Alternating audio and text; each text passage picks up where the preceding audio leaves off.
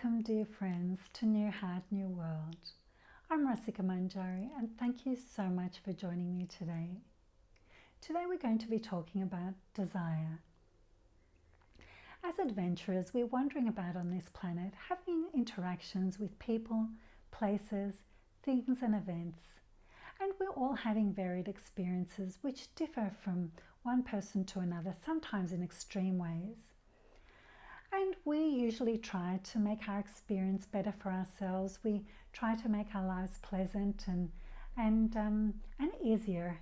And sometimes we're successful in this endeavor. And other times we try equally as hard, but we're not so successful. But one thing is for sure, and that is that our experiences and our emotions are constantly in flux, constantly changing. A little bit like the seasons, but maybe a little bit less predictably.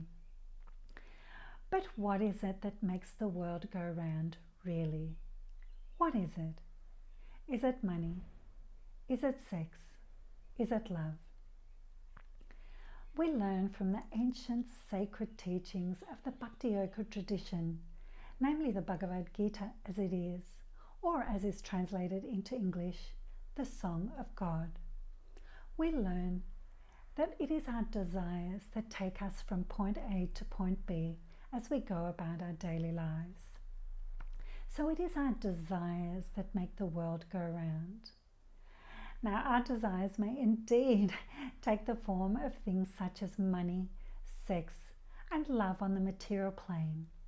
However, we may have experienced that the more we engross ourselves in these kind of experiences, or the more we identify with these kind of desires, the deeper we get into trouble.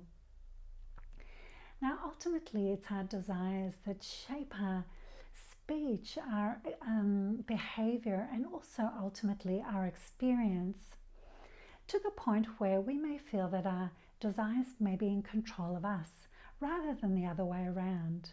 Us being in control of our desires. Now, you may have heard of crimes of passion. There's nothing like a strong desire to make us very passionate about something.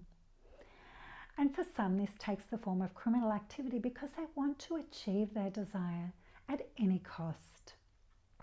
And we may have seen this in our own lives when we may have some kind of a passionate outburst, or we may say or do something that's not in the benefit of anyone and that we can't really explain. So at this point, let me introduce to you the three modes of material nature, if I may. Now, we learn about the three modes from the Bhagavad Gita, and the three modes are the mode of goodness, the mode of passion, and the mode of ignorance. Now, the mode of goodness is characterized by being like poison in the beginning and nectar in the end. And the mode of passion are experiences that are characterized by being like nectar in the beginning, but poison in the end. And experiences in the mode of ignorance are characterized by being like poison at the beginning and poison in the end, because they're of no benefit at any time. So these three modes of nature are governing our experiences from moment to moment, and they can be expressed at different intensities in our lives, and we're usually predominated by one particular mode of nature more than another, even though as conditioned beings, spirit souls having a human experience, we are usually a mixture of all three. Now, in Western society today, it's usually the mode of passion that predominates in most of our lives because it drives the big cities. Now, as an example, just to illustrate the experiences of the modes of goodness, passion, and ignorance, we can use food as a working example. So food, for example, in the mode of goodness is like poison potentially in the beginning because it may take some endeavor, or it may take some effort to prepare and to gather the correct ingredients, and also to make it into something very palatable to eat. However, ultimately we know that these sorts of foods that are full of nutritive value actually add to our longevity and contribute to our well-being in the long term. So ultimately it's like nectar in the end. Now, food, for example, in the mode of passion may be very much like nectar in the beginning, because it may be the example of spicy food or a food that has a very intense flavor, which appeals to our sense of taste and is very enjoyable to start with. So it's like nectar in the beginning. But ultimately we know the effects of these foods. Sometimes they can lead to indigestion or heartburn or various other digestive problems in the long term. So ultimately it's like poison in the end. And foods in the mode of ignorance, they can be like poison in the beginning, because they ultimately are usually gathered from ingredients that don't have very good nutritional value. And we all know that junk food is ultimately not very good for our long-term health and well-being, especially when used over time.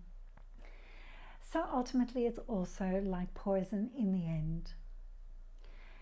So in this way we can see with these examples that the modes of nature have a great influence on our daily experience and action, and everything that we experience can be categorized into one of these three modes of nature.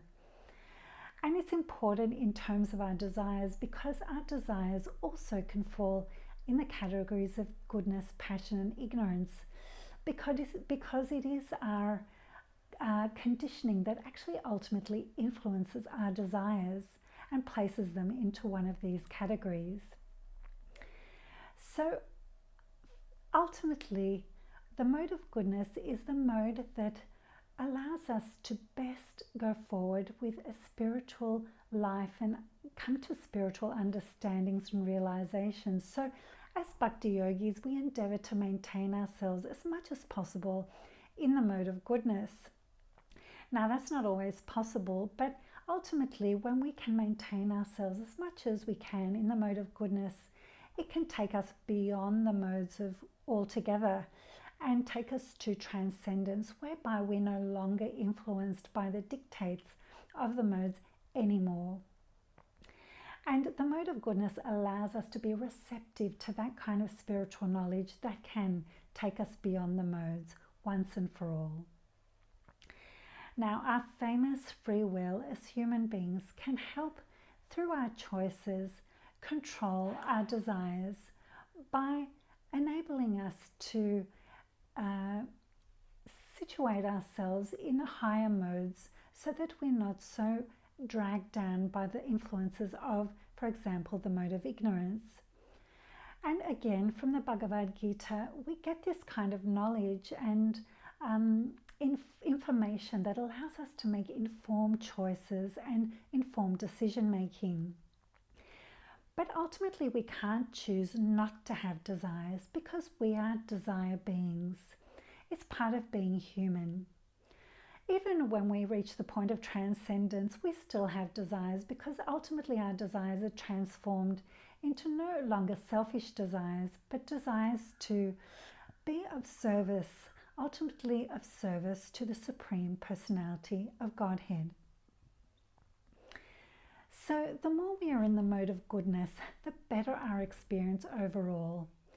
And as I said, it can allow us to be more receptive to spiritual concepts and understandings.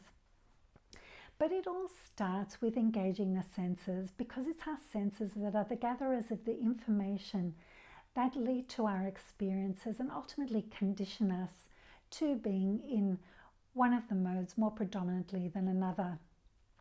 So when we engage our senses in a way that's going to remind them of how good it feels to be in the mode of goodness, then of course our senses become conditioned to seeking experiences that are going to uplift them in that way. So one tried and true method of actually maintaining oneself in the mode of goodness and to opening our hearts and minds to these higher experiences is through the culture, teachings, philosophy, practice and lifestyle of Bhakti Yoga. So again, through the Bhagavad Gita, we learn that we are spirit souls. And our spirit soul, our individual unique soul, is accompanied from lifetime to lifetime by the Supreme Spirit Soul, the Supreme Personality of Godhead, Krishna, and also he's known by infinite other names, including God.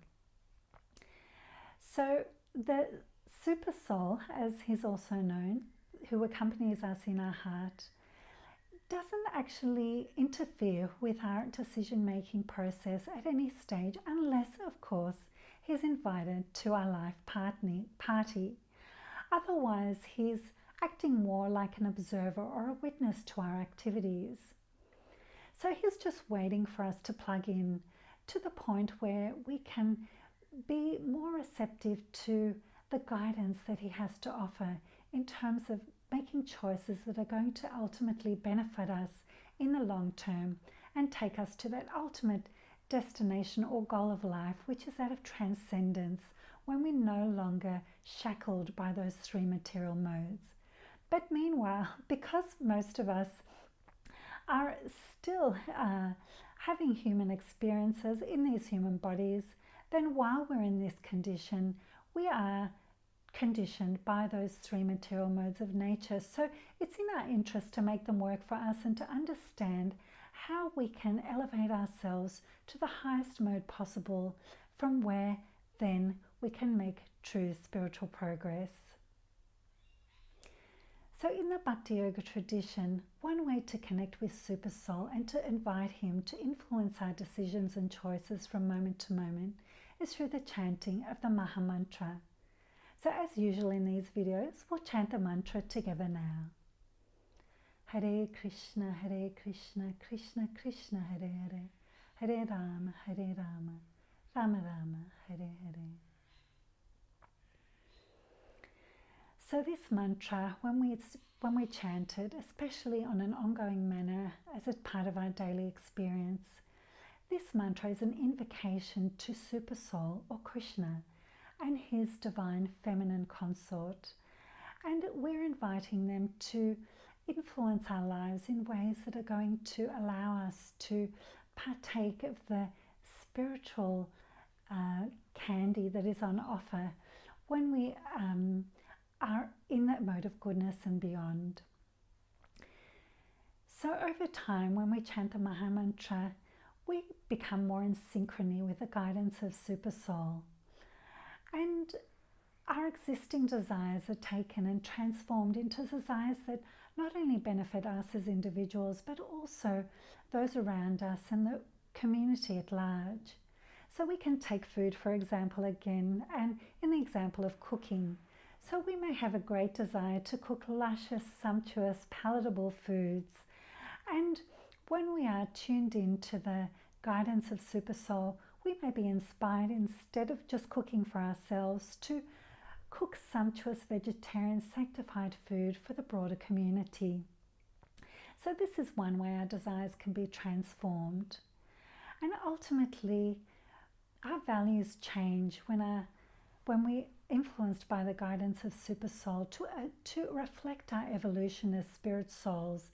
And when our values change, our desires change to be of benefit for the greater good.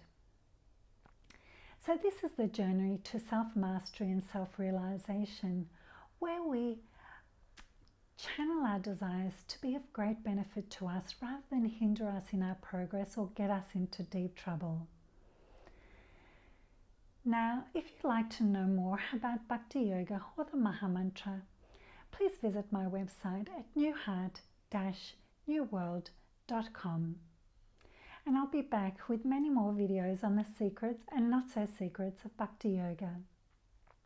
And please don't forget to like, share and subscribe if this video was good for you. And I also invite your comments because I would love to hear from you. So until the next video, I wish you all well. Bye for now.